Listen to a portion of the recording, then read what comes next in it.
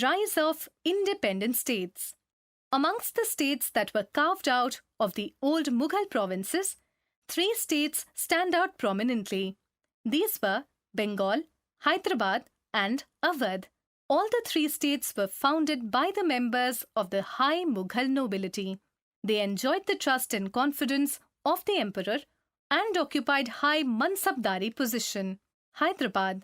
Chin Quilij Khan was a powerful Mughal noble who was appointed the governor of the Deccan and was given the title of Nizam-ul-Mulk by Mughal Emperor Farrukhsiyar.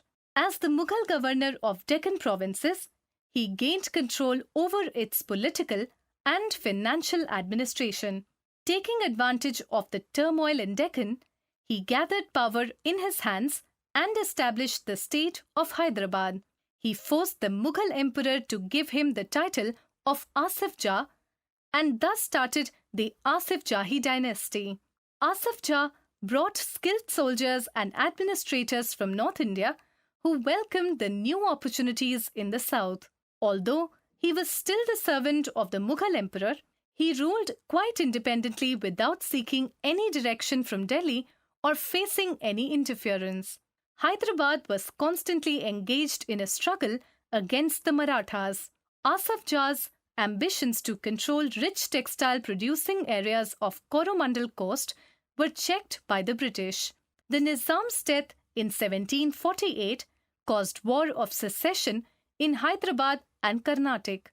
The English and the French took opposite sides in the war, which ended in the Second Carnatic War. Awadh.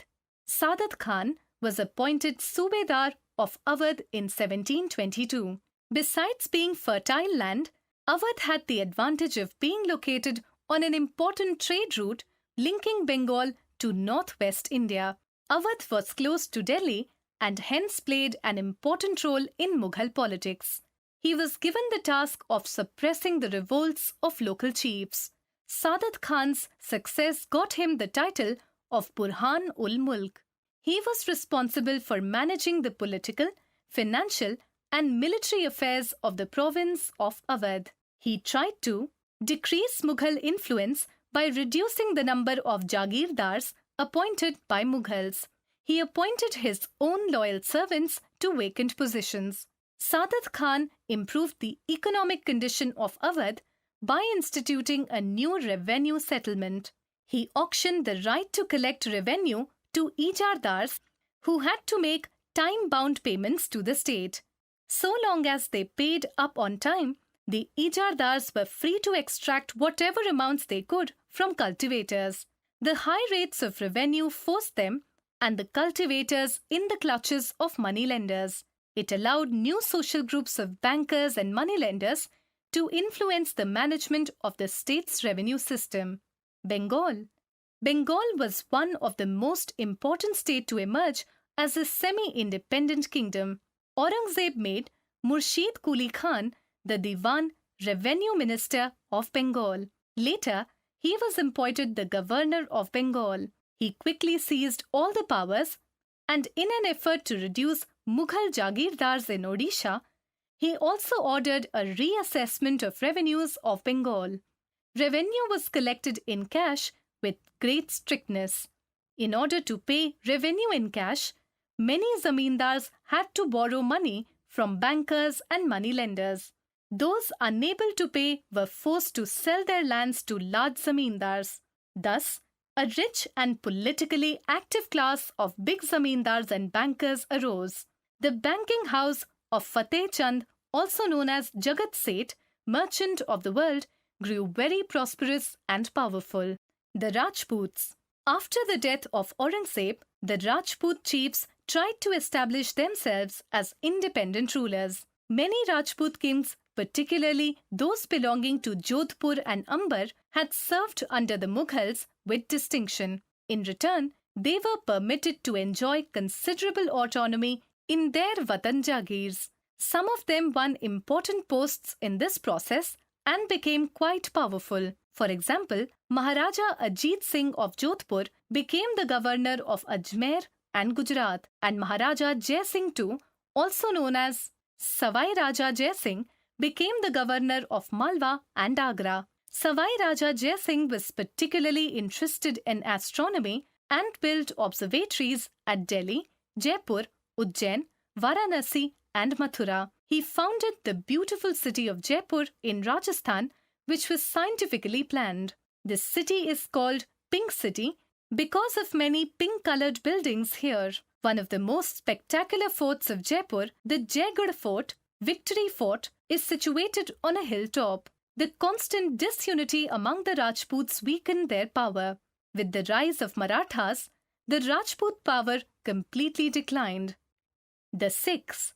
After the death of Guru Gobind Singh in 1708, his follower Banda Bahadur led the Sikh struggle against the Mughals. He established his own administration and minted coins in the name of Guru Nanak and Guru Gobind Singh. However, Banda Bahadur was captured in 1715 and executed in 1716.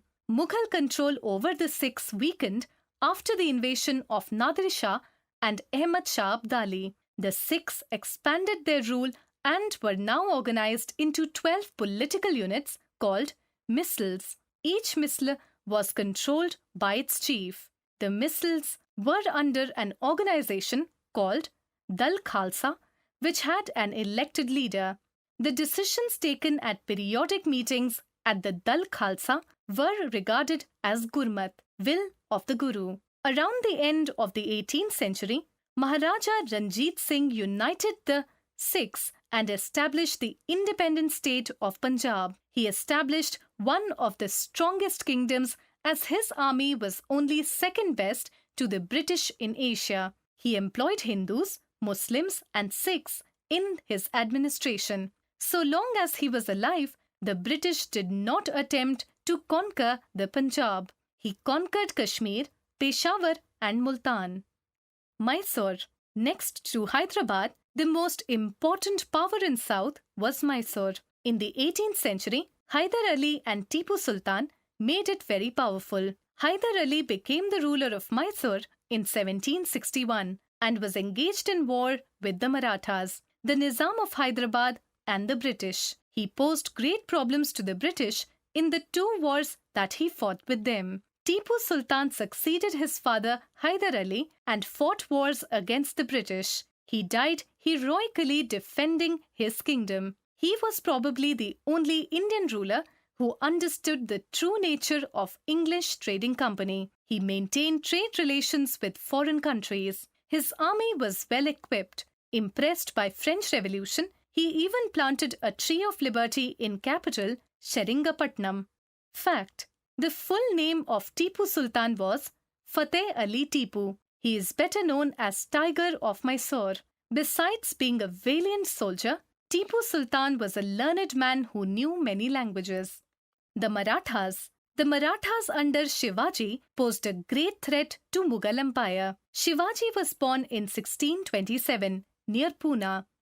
His father was a chief in the court of the Sultan of Bijapur. His mother, Jijabai, was a major influence in his life. He learnt horse riding and the art of warfare at a very young age. Being ambitious, he dreamt of building a Maratha empire. In the 17th century, he organized a band of men who were trained in guerrilla warfare. In guerrilla warfare, the armies did not fight face to face but ambushed the other side suddenly. He used guerrilla tactics to capture forts. He captured the forts of Torna, Raigad, and Purandar.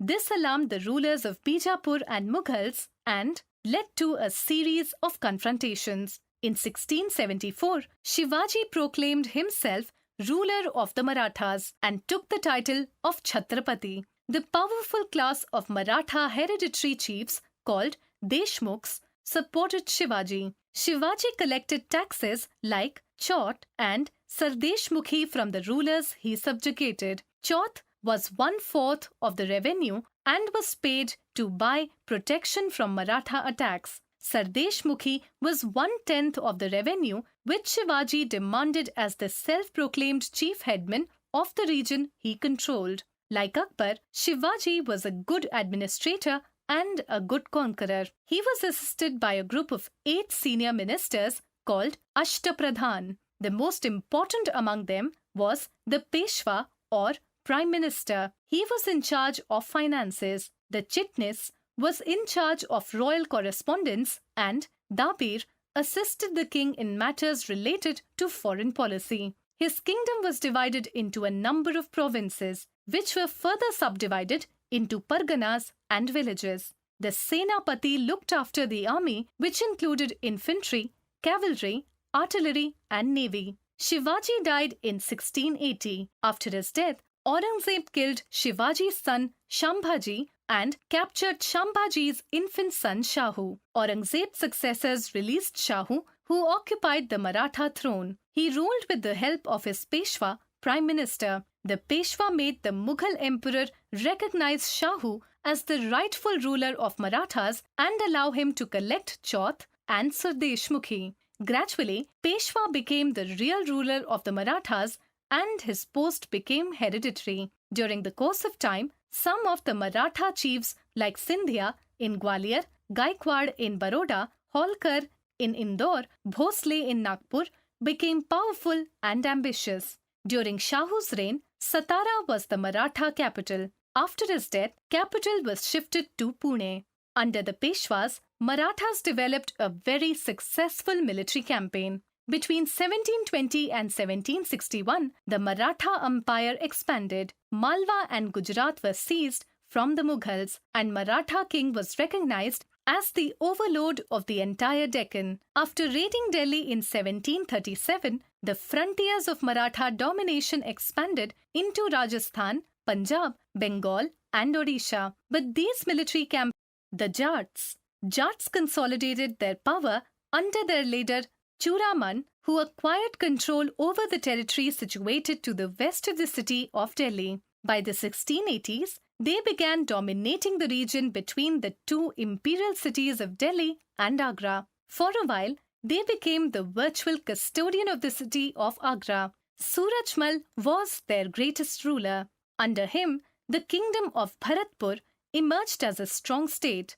The Jats successfully resisted the attack of Ahmad Shah Abdali. The Jat state declined after the death of Surajmal